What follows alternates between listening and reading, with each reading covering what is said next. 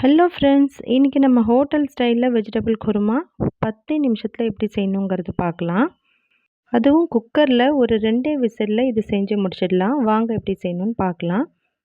அதுக்கு ஃபஸ்ட்டு ஒரு mixie jar எடுத்துக்கோங்க. அதில் ஒரு 1/4 மூடி தேங்காய், சோம்பு, கொஞ்சமாக முந்திரி எடுத்து நல்லா ஃபைன் பேஸ்ட்டாக அரைச்சி தண்ணி வச்சுக்கோங்க.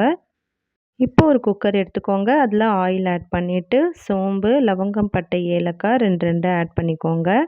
அது நல்லா பொரிஞ்சு வந்ததும் நம்ம கட் பண்ணி வச்சுருக்கிற வெங்காயம் இதில் ஆட் பண்ணிக்கலாம். இதோட மெஷர்மெண்ட்லாம் நான் ஸ்க்ரீனில் கொடுத்துருக்கேன், மறக்காமல் செக் பண்ணிக்கோங்க. வெங்காயம் கோல்டன் ப்ரௌன் ஆகணும்னு அவசியம் இல்லை, ஒரு கண்ணாடி பதம் வர வரைக்கும் நீங்கள் வதக்கி விட்டால் போதும்.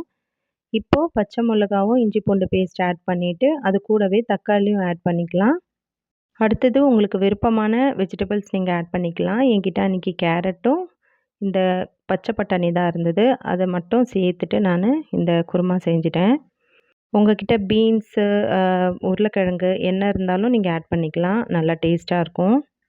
இதில் மசாலான்னு பார்த்தா ரொம்பவே சிம்பிளான மசாலா தான். மிளகாய்த்தூள், மஞ்சள் தூள், உப்பு அவ்வளோதான். இதை மட்டும் சேர்த்து நல்லா வதக்கி விட்டுக்கோங்க.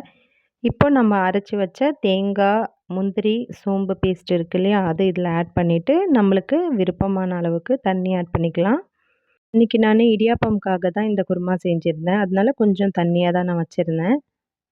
இந்த குருமா இட்லி, தோசைக்கும் ரொம்ப சூப்பராக இருக்கும். கண்டிப்பாக ட்ரை பண்ணி பாருங்கள். அவ்வளோதான் பாருங்கள், ரொம்ப சிம்பிளாக முடிஞ்சிடுச்சு. கடைசியாக கொஞ்சமாக கொத்தமல்லி தூவிடலாம். இப்போது குக்கரோட லிட் க்ளோஸ் பண்ணிவிட்டு மீடியம் டு லோ ஃப்ளேமில் ஒரு 2 to 3 விசில் வச்சு எடுத்துக்கோங்க. இப்போது ப்ரெஷர்லாம் நல்லா அடங்கிடுச்சு. ஓப்பன் பண்ணி பார்க்கலாம். பாருங்கள், எண்ணெய் பிரிஞ்சு எண்ணெய் நல்லா கலர்ஃபுல்லாக இருக்குது இல்லையா? கண்டிப்பாக ட்ரை பண்ணி பாருங்கள். வெஜிடபிள்ஸ் கட் பண்ணுறதுக்கு ஒரு 5 மினிட்ஸ் ஆகும், அவ்வளோதான் நம்மளுக்கு டைமு. மற்றபடி ரொம்ப ஈஸியாக செஞ்சிடலாம். வித்தின் 10 மினிட்ஸ்லேயே உங்களுக்கு முடிஞ்சிடும். இந்த வீடியோ உங்களுக்கு பிடிச்சிருந்தா மறக்காமல் ஒரு லைக் பண்ணிவிட்டு என்னோடய சேனலுக்கு சப்ஸ்கிரைப் பண்ணிக்கோங்க. தேங்க்யூ.